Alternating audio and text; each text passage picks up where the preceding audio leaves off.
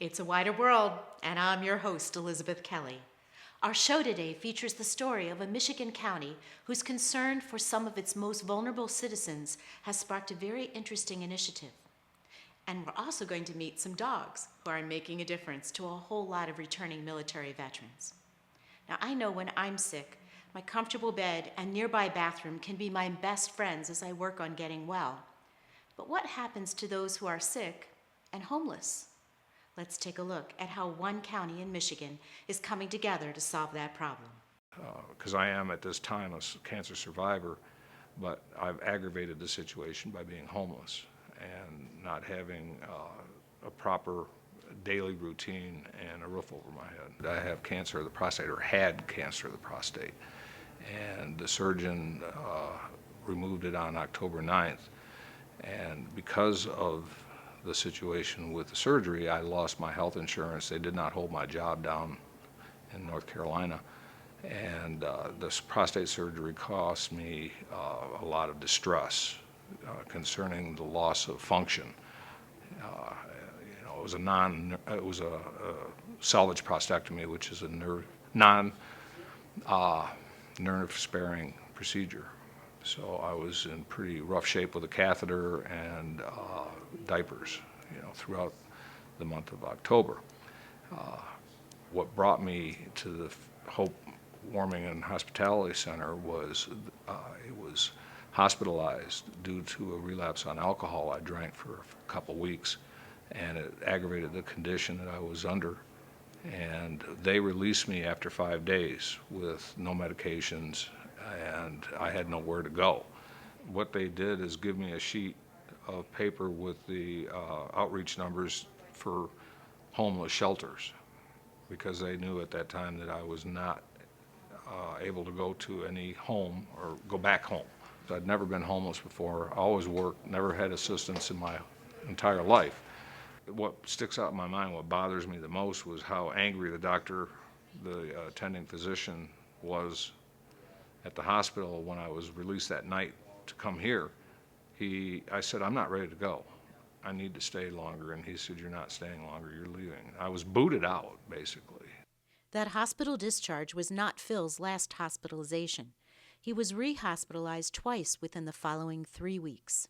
Because when I was dropped off here from the hospital that first night, the nurses were on staff here, and they saw my condition, took my vitals, and Hope took me through an ambulance to McLaren Hospital for just the basic fact that I was falling apart and probably should not have been released from the hospital that I was in. I'm scrambling around here trying to get bathroom space so I can change my diapers, because I was in diapers after the catheter was removed, still incontinent, what they call stress incontinence, and still ill from what my body had gone through. I had the Da Vinci procedure to remove the prostate, so major surgery, and I'm a month out of it and on the street.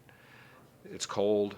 I'm walking a mile or 2 miles from one area to the other with a group of people to find shelter during the day, and it was a miserable experience. I got sick. I was actually hospitalized. I had bronchitis and a urinary tract infection, and I had to try to deal with that on top of living on the street. According to the Kaiser Foundation, the average cost of a day in a hospital in Michigan is approximately $1,600. Medical respite care is a fraction of that cost, usually under $100 a day. Homeless people are not only exposed to conditions that promote illness and have all sorts of other health disadvantages, like being exposed to violence, injury, and those sorts of things.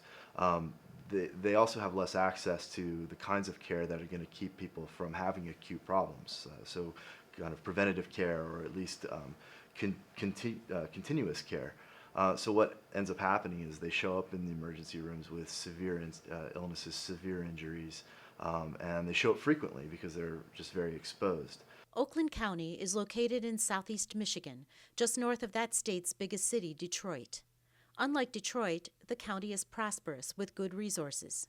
However, just like its neighbor to the south, Oakland County's urban areas have a significant homeless population. Oakland County has limited public transportation, and Oakland County's hospitals, especially those in urban areas, report significant numbers of individuals who are homeless, using hospital services on a regular basis. So the biggest discovery was back around 2011 when we were feeling the pinch of the economists who advised me, they call it the Great Recession, a little play on words there. But it truly was a prolonged, nasty recession for about a decade. And the Nurse on Call program that is administered through our health department is probably the first red flag that went up because the calls were going up. And as we interpret it as my health department, excellent, well-trained professionals over there. As they look through the calls, they can see a pattern developing. So on the other end of the spectrum, you have cities that have done a really nice job of trying to be progressive about the problem and trying to figure out solutions that give homeless individuals access to the basic services that they need, trying to improve transportation so that they can get access to shelters and other services, and that has a significant effect on how much they're going to utilize hospitals and emergency departments to get those things. I don't want to pick on the hospitals, but they do like to get people out as fast as possible to reduce their costs. So I'm sure a lot of times, and that, if they were sitting at this table, I'd probably say it to their face, I understand the necessity to clear the inventory as quickly as possible. And I think they make a good faith effort to find out where you're going. It didn't make a lot of sense to put them back on the street, because they go out the front and mess around for a couple of days, get sick or some problem, and come back in the front door. So they haven't really solved anything. But truly, many of them come out and not prepared for the challenges out there in the community, let alone out on the street. And then when it comes to sort of actual illness and injury, one big problem is that when they get injured and then it's time for them to be discharged because there's not a medically convincing reason to retain them at a high level of care that the hospital offers, they're still not quite ready to be back out on the street from a medical standpoint. So they're in this sort of limbo space where they're sick enough or injured enough to need care, but not the level and sophistication of care that's available at a hospital. And there's really oftentimes nowhere for them to go. So we've seen cities that have developed respite centers that have been really important places because they provide just the right level of care in a cost-effective way, but in a way that prevents the sort of recidivism that comes from just pushing them back out onto the street. And we've seen other cities that have created really nice transportation programs that kind of provide the connectivity between a variety of services and the hospitals that homeless individuals really need, so that they can be picked up when they're discharged from the ER and taken to the various places that they need to get the right level of care. Or they can be picked up at emergency rooms when they don't really need emergency services but need other kinds of services. And they can be connected in the right way to those services such that the emergency department is not their only option. It's getting them to the right person to the right place at the right time. It is quite a challenge. In this big county, we had 910 square miles to cover. Well, that's really what got us to that next step after we noticed the increase in nurse on call relating to where can I get food, where is there a pantry, where is there shelter, how do I get affordable health care, which is an oxymoron today. And so those calls were quickly interpreted that this problem of homeless on the street was rising and the challenges facing those people. And so back, I think it was in 2012, the Homeless Healthcare Collaboration was the collaborative was put together. So for the first time, there was something like, my notes reflect, I think 49 agencies came together for the first time, 91 people representing those agencies. And they were talking, and they were all good people, they're all well-intentioned, but they'd been operating in silos. And the agency next door didn't necessarily know what this agency was doing or what that service could be provided, and didn't know where to send them. And it really has broken down some barriers. The Oakland County Homeless Healthcare Collaboration has recently celebrated its first anniversary. Well, I think that hospitals and human service agencies really have a natural partnership if we look at the landscape of health and illness. I mean, the fact that someone gets a nutritious meal, stays out of the elements, is in a safe place, and can get kind of basic level care that most of us take for granted is a cost savings for the hospital. The best development is the fact that we now have brought all these disparate groups and agencies and churches and hospitals into one room. And they're meeting each other and they're finding out, hey, I didn't know you did that. Well, then I can provide this. And I think you're going to see a much better delivery system going forward. Another initiative to come out of this collaboration is a committee of hospitals and agencies looking to create a system of care for the homeless that includes options post-hospital discharge, specifically a medical respite or recuperative care unit, to allow the person further time to heal in a safe place. In the course of my research, I've heard frequently from institutions, especially hospitals and other medical care facilities, that they really would like to support an initiative that improves the discharge process for homeless individuals, but they simply can't afford it. Their budgets are resource strained. They don't have that money floating around.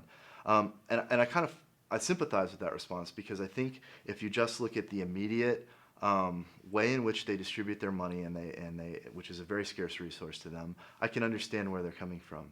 But I think if you think just a little bit longer term about the situation, what we're talking about here is cost savings, not an expense.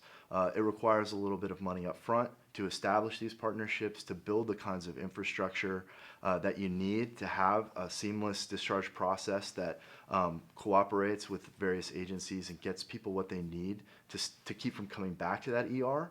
But once you do that, once you keep people from coming back to that ER, you start to see a tremendous cost savings. For every time you keep somebody from coming to the ER, the savings is anywhere from $3,000 to $5,000. So that it's something that pays itself back and relatively quickly.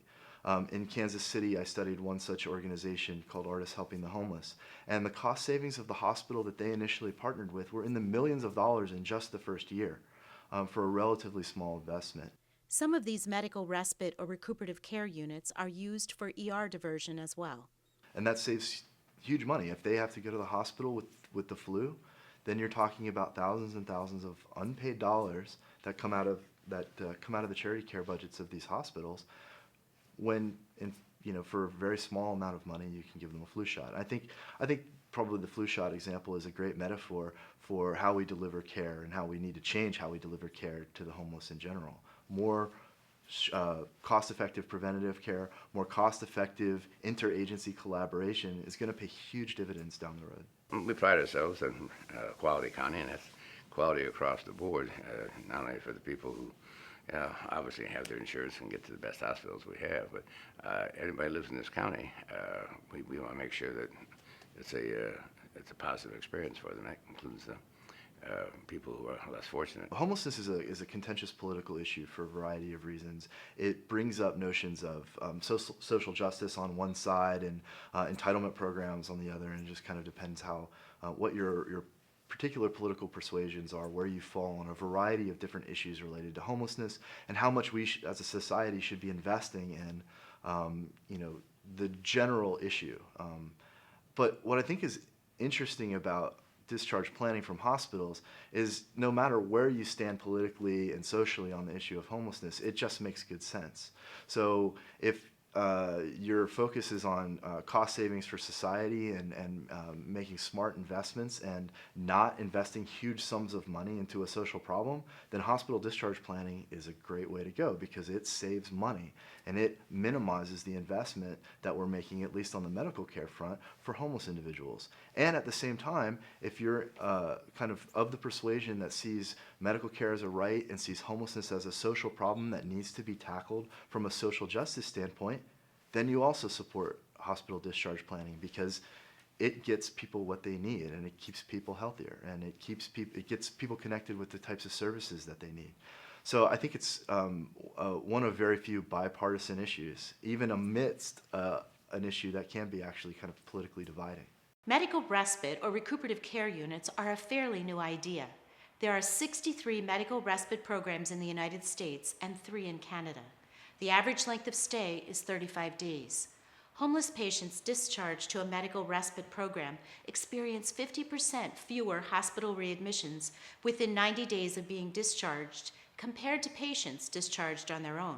That's pretty impressive. For more information on Oakland County's Homeless Healthcare Initiative, check out oakgov.com/health. And to find out more about recuperative care, check out the National Healthcare for the Homeless Council at nhchc.org.